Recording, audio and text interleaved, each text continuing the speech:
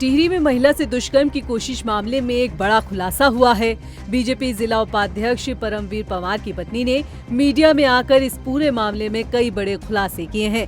इसके साथ ही अपने पति पर लगे आरोपों को सिरे से खारिज किया है। उनका मानना है कि इस घटना से उनके पति बीजेपी नेता परमवीर पंवार का कोई ताल्लुक नहीं है।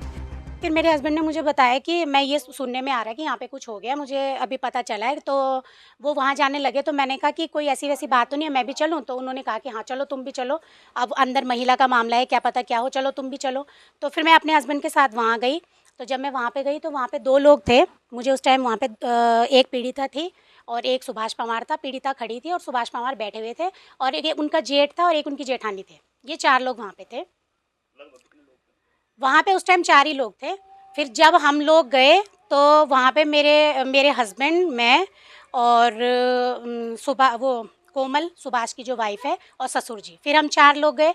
और उस थोड़ी देर मतलब 2 या 3 मिनट के अंतर में वहाँ पे वो महेश और वो नरेश पंवार, ये नरेश कुमाई, ये लोग भी वहाँ पे आ गए थे। एक और भी थे उनके साथ, उनको मैं जानती नहीं हूँ, वो लोग भी आ गए। तो टोटल हम 9 से 10 लोग वहाँ पे थे और कोई नहीं था इस दौरान। वहाँ पे हमने कुछ नहीं किया। हम वहाँ पे गए तो मेरे हस्बैंड और ये जो 3-4 लोग जो भी आदमी थे, जो भी ये 3-4 लोग जो थे, ये वहीं दरवाजे के पास, दरवाजा और वॉशरूम उनका साथ है, तो उसके अकॉर्डिंग वहाँ पे जहाँ पे जगह थी वहाँ पे ये लोग सब 4-5 लोग खड़े थे। इन्होंने कोई प्रतिक्रिया नहीं दी, ना उससे डांटा ना कुछ।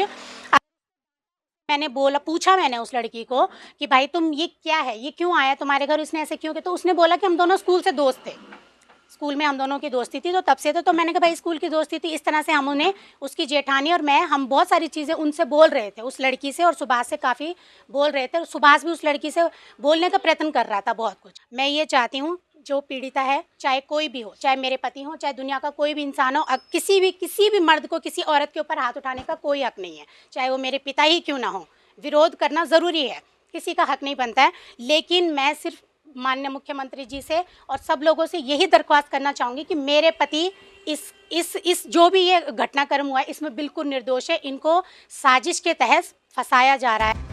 दरअसल बीते रोज टिहरी में एक युवती द्वारा एफआईआर दर्ज कराई गई थी, जिसमें 3 लोगों के नाम शामिल थे।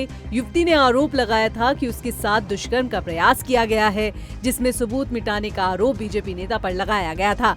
इस पूरे मामले में पुलिस ने मुख्य आरोपी सुभाष पंवार को गिरफ्तार कर लिया था, लेकिन 2 आरोपी फरार बताए जा रहे थे।